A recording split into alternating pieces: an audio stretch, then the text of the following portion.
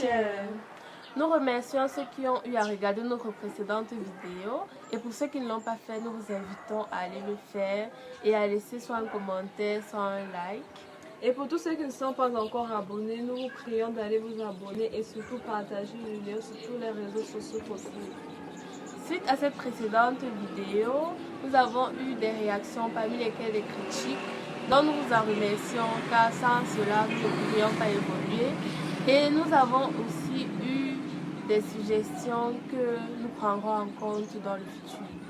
Alors aujourd'hui, nous allons parler d'un sujet assez délicat dans nos sociétés parce que ce sujet est très tabou. Il s'agit du viol. Plus précisément d'un tweet qui a soulevé notre attention, qui a fait des ravages sur les toiles, sur lesquelles. Mais avant d'entrer dans le vif du sujet, il faut qu'on soit tous OK.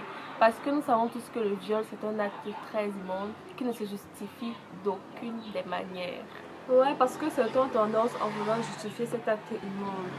Certains pointent du doigt l'habillement de la fille. Ils disent par exemple elle était habillée comment, elle était vêtue de quelle manière, elle était habillée indécemment et tout. Mais donc tu ne peux plus t'habiller comme tu veux. Parce qu'il y a des animaux dehors qui n'arrivent pas à se maîtriser. De plus, il y en a d'autres qui font allusion à l'heure, genre qu'est-ce que la fille faisait dehors à cette heure, qu'est-ce qu'elle faisait à cet endroit et tout. C'était vraiment le cas. C'est qu'il n'y aurait vraiment pas de vol commis en journée. En aucun cas, il y en aurait, mais pourtant, il y en a plein, il y en a vachement. Qu'en est-ce donc de ce commis en milieu scolaire, dans des maisons et tout, donc vraiment, arrêtez ce comportement. Arrêtez de vouloir justifier cet acte parce que vraiment, c'est immonde. Sinon, qu'est-ce que nous différencierait des animaux? Bon, nous allons entrer dans le vif du sujet. Voici le tweet en question. Arrêtez de nous violer ne se limite pas à ceux qui brutalisent une femme pour du sexe. Sans toi concerné, si après qu'une fille t'a dit non, tu as entamé toute une démarche pour qu'elle te sorte oui. Tu as volontairement exercé sur elle une pression psychologique violente.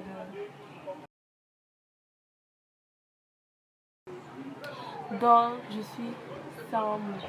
Est-ce que vous comprenez ça comme nous on le comprend là? Parce que là, c'est clair que la personne généralise toutes les démarches. Je dis bien toutes les démarches. Il faudrait déjà qu'on entende, qu'on sache ce qu'elle entend par pression psychologique. Nous savons tous que le viol, c'est avoir des rapports sexuels avec une personne sans son consentement. Et la raison peut être physique comme psychologique. Mais là, elle généralise les démarches. Tu ne peux pas me dire que si, par exemple, moi, je suis avec mon gars, il a envie de... Vous voyez un peu. Et moi, je ne suis pas trop dedans, ou bien je n'ai pas vraiment envie et tout. Mais parce qu'il a vraiment envie de sa chérie, il me flatte, il me fait des avances et tout. Et moi, je finis par accepter. So, il m'a violée. Donc mon gars m'a violée parce qu'il m'a flatté, il m'a dit des mots doux, j'ai accepté, il m'a violée. Toi, tu penses quoi? Vraiment, je ne suis pas d'accord avec ça. Je veux donc dire que toutes les filles ont déjà été violées ici dehors. Et par ricochet, que les hommes sont des violeurs. Parce que la personne qui a fait ce tweet aurait dû circonscrire son champ de démarche. Parce qu'en aucun cas, les flatteries ou le romantisme constituent le viol. Ou bien, en tout cas, c'est un autre point de vue. Nous sommes arrivés au terme de notre vidéo. Nous vous laissons la possibilité de donner votre point de vue, nous dire ce que vous pensez par rapport à ce sujet. Et merci d'avoir pris le temps, une fois de plus, de regarder notre vidéo. N'oubliez pas de vous abonner juste là en bas et de cliquer sur la cloche de notification. À la prochaine.